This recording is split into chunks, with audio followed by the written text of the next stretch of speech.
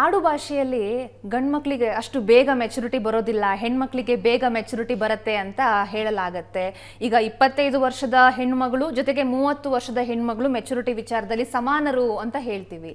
ಹಾಗಾದ್ರೆ ಪುರುಷ ಮತ್ತು ಮಹಿಳೆಯ ಮೆದುಳಿನ ವ್ಯತ್ಯಾಸ ಏನಾದರೂ ಇದೆಯಾ ಅಂತ? ಇಲ್ಲಿ ನಾನು ಮೆದುಳಿನ ಬೆಳವಣಿಗೆ ಬಗ್ಗೆನೇ ಮಾತಾಡ್ತಾ ಇದ್ದೆ. ಈ ಮೆದುಳಿನ ಬೆಳವಣಿಗೆ ಯಾವ ಥರ ಅಂದರೆ 1 ಸೆಕೆಂಡಿಗೆ 7,000 ನರಕೋಶಗಳು ಬೆಳವಣಿಗೆ ಆಗ್ತಾ ಇರುತ್ತೆ. ಇದು ಮಗು ಹುಟ್ಟಿನಿಂದ ಮಗುವಿನ ಒಂದು ಬೆಳವಣಿಗೆ ಆರಂಭ ಆದಾಗಿಂದ ಮಗುವಿಗೆ 7 ವರ್ಷ ಆಗುವ ಹಂತದಲ್ಲೂ ಈ ಬೆಳವಣಿಗೆನೇ ನಡೀತಾನೆ ಇರುತ್ತೆ. ನಂತರ 13ರಿಂದ 25 ವರ್ಷದವರೆಗೂ ಮೆದುಳಿನ ಬೆಳವಣಿಗೆ 24 ವರ್ಷದವರೆಗೂ ನಡೀತಾನೆ ಇರುತ್ತೆ. ಅದಕ್ಕೋಸ್ಕರನೇ ಅಂದರೆ ಮುಂಭಾಗದ ಮೆದುಳು ಸಂಪೂರ್ಣ ಬೆಳವಣಿಗೆ ಆಗೋದು 24 ವರ್ಷದ ನಂತರ. ಮುಂಭಾಗದ ಮೆದುಳು ಒಂದು ಅರಿವಿನ ಮೆದುಳು. ಹಾಗಾಗಿ ನಾವು ಏನೇ ನಮಗೆ ಒಂದು ಅರಿವು, ಪ್ರಜ್ಞೆ, ಯಾವ ಕೆಲಸ ಯಾವಾಗ ಮಾಡಬೇಕು ಇದೆಲ್ಲ ನಮಗೆ ಗೊತ್ತಾಗೋದು ನಾವು 25 ವರ್ಷ ಕಳೆದ ನಂತರ ನಮಗೆ ಒಂದು ಪಕ್ವತೆ, ಒಂಥರ ಮೆಚ್ಯೂರಿಟಿ ಅಂತಂತೀವಲ್ಲ, ಅದು ಬರುತ್ತೆ. ಇಲ್ಲಿ ಹೆಣ್ಣು ಮಕ್ಕಳು ಬಹಳ ಬೇಗ ಈ ಒಂದು ಪ್ರಬುದ್ಧತೆಯನ್ನು ಪಡಿತಾರೆ ಗಂಡು ಮಕ್ಕಳಿಗೆ ಹೋಲಿಸಿದ್ರೆ. ಗಂಡು ಮಕ್ಕಳಿಗೆ ಸ್ವಲ್ಪ ನಿಧಾನ ಅಂತಲೇ ಅನ್ಬಹುದು. ಮತ್ತು ಗಂಡು ಮತ್ತು ಹೆಣ್ಣು ಇಬ್ಬರ ಒಂದು ಮೆದುಳನ್ನು ನಾವು ನೋಡಿದಾಗ ಬಹಳಷ್ಟು ವ್ಯತ್ಯಾಸಗಳನ್ನು ನಾವು ನೋಡ್ಬೋದು. ಹಾಗಾಗಿ ಜಗತ್ತಿನಲ್ಲಿ ಇದುವರೆಗೂ ಯಾರಿಗೂ ಅರ್ಥ ಆಗದೇ ಇರುವ ಒಂದು ಸಂಗತಿ ಅಂದರೆ ಅದು ಹೆಣ್ಣು ಅಂತ ಅನ್ಬೋದು. ಅದು ತತ್ವಜ್ಞಾನಿಗಳು ಅರಿಸ್ಟಾಟಲಿಂದ ಹಿಡಿದು ಇದುವರೆಗೆ ಯಾರ್ಯಾರು ತತ್ವಜ್ಞಾನಿಗಳು ಅಂತೀವಿ ಅವರಿಗೂ ಸಹ ಅರ್ಥ ಆಗದೇ ಇರೋದು ಹೆಣ್ಣು. ಏಕೆಂತಂದರೆ ಹೆಣ್ಣಿನ ಮೆದುಳು ಅಂದರೆ ಅದು ಸ್ಟ್ರಕ್ಚರ್, ಆಕಾರದಲ್ಲಿ ವ್ಯತ್ಯಾಸ ಏನೂ ಇಲ್ಲ ಹೆಣ್ಣು ಗಂಡು ಮೆದುಳಿಗೆ.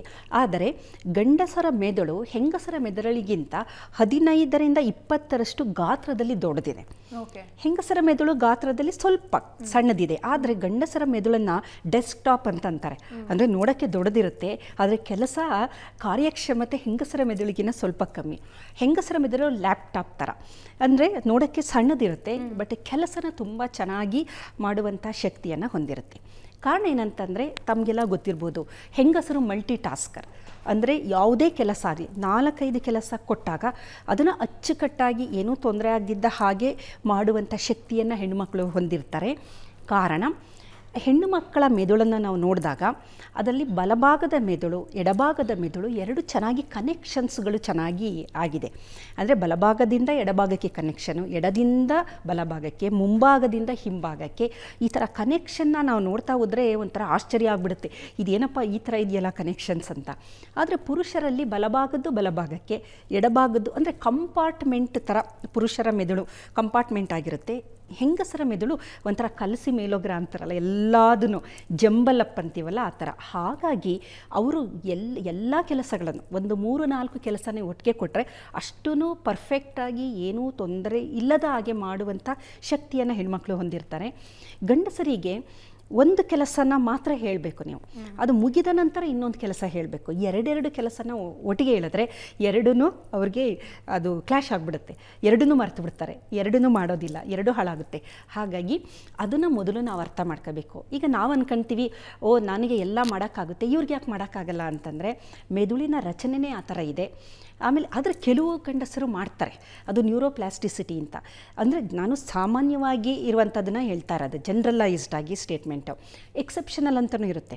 ಕೆಲವು ಗಂಡಸರು ಮಾಡ್ತಾರೆ, 2-3 ಕೆಲಸ ಅಚ್ಚುಕಟ್ಟಾಗಿ ಮಾಡ್ತಾರೆ. ಅದೇ ಥರ ಹೆಣ್ಣು ಮಕ್ಕಳು ಎಲ್ಲ ಮಲ್ಟಿ ಟಾಸ್ಕರು, ಕೆಲವರು ಮಲ್ಟಿ ಟಾಸ್ಕರ್ ಆಗಿರಲ್ಲ, ಅವ್ರಿಗೂ ಅಷ್ಟೇ 2 ಕೆಲಸ 3 ಕೆಲಸ ಮಾಡೋಕ್ಕಾಗಲ್ಲ.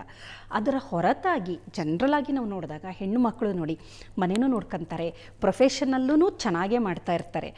ಅವರು ಎರಡನ್ನೂ ಬ್ಯಾಲೆನ್ಸ್ ಮಾಡುವ ಶಕ್ತಿಯನ್ನು ಹೊಂದಿರ್ತಾರೆ. ಆದರೆ ಪುರುಷರಿಗೆ ಅವರು ಪ್ರೊಫೆಷನಲಿಸ್ಟ್ ಆಗಿರ್ಬೋದು, ಮನೇಲಿ ಅವ್ರಿಗೇನು ಮಾಡೋಕ್ಕಾಗಲ್ಲ.